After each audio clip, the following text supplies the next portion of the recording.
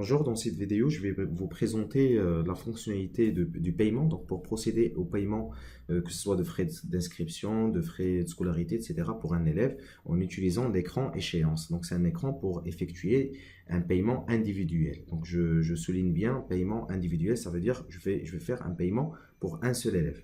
Donc, une fois on a rempli la fiche d'élève, on a fait l'inscription. Donc, par exemple, on va aller à une inscription déjà saisie. Voilà, pour cet élève.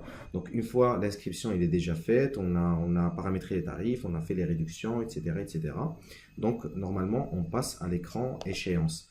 Donc, ce fameux écran, donc, il est disponible dans le menu recettes et dépenses. Donc, voilà, c'est la première icône, échéance. Donc, on peut accéder par là.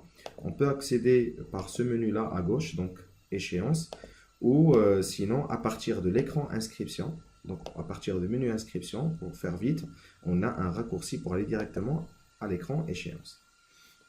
Donc voilà, une fois on est sur l'écran échéance, donc on a un tableau, normalement au début, tout est en rouge, ça veut dire qu'il n'y a rien qui a été payé.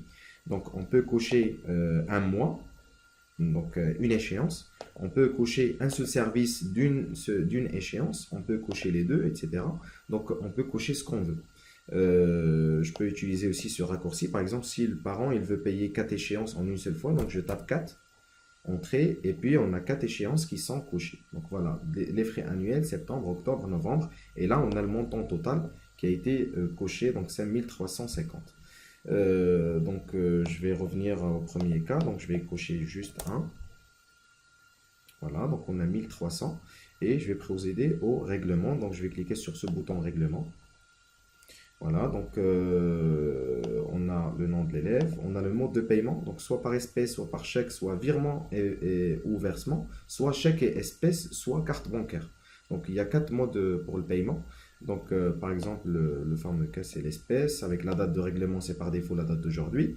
Le payeur c'est par défaut le responsable légal, donc si on met père, donc on a son père, si on met mère, on a directement sa maman. Élève, on a le nom de l'élève, ou sinon une autre personne. Donc à ce cas-là, donc on doit saisir le nom et le prénom de la personne. Donc, voilà, je vais revenir au cas du père, et on va faire un paiement normal. Donc ici on a un rappel, les frais annuels 2018, l'inscription et l'assurance, les frais et l'assurance transport.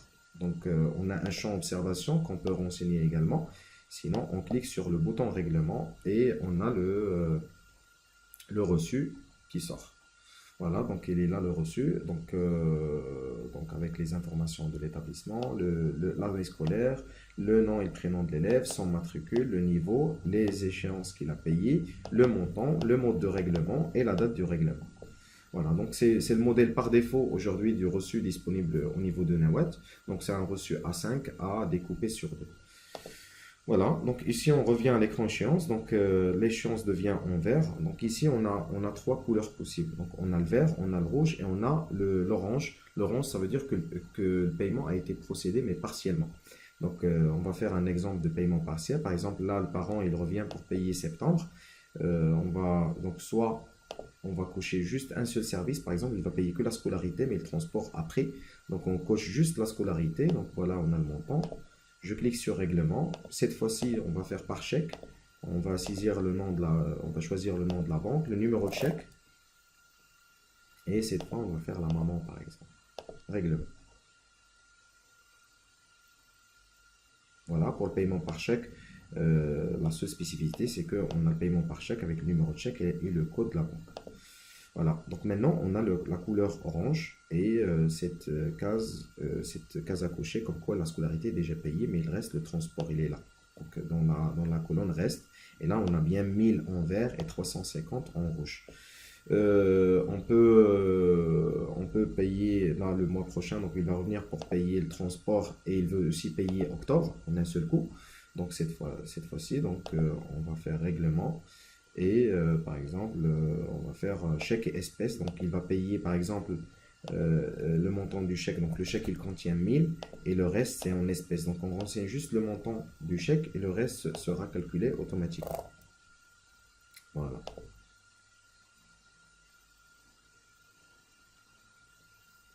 Et voilà. Voilà, il y a une autre couleur à part le vert, l'orange et le rouge, une couleur mais c'est très rare. C'est dans le cas où on a un chèque qui a été retourné impayé de la part de la banque pour problème de provision, etc. des parents. Voilà, donc pour vous démontrer ce cas-là, donc on va aller au suivi, à l'écran suivi d'échec, l'écran suivi d'échec. Et une fois on marque, voilà, il est là le chèque. Et une fois on va marquer le chèque comme quoi il est impayé et on enregistre.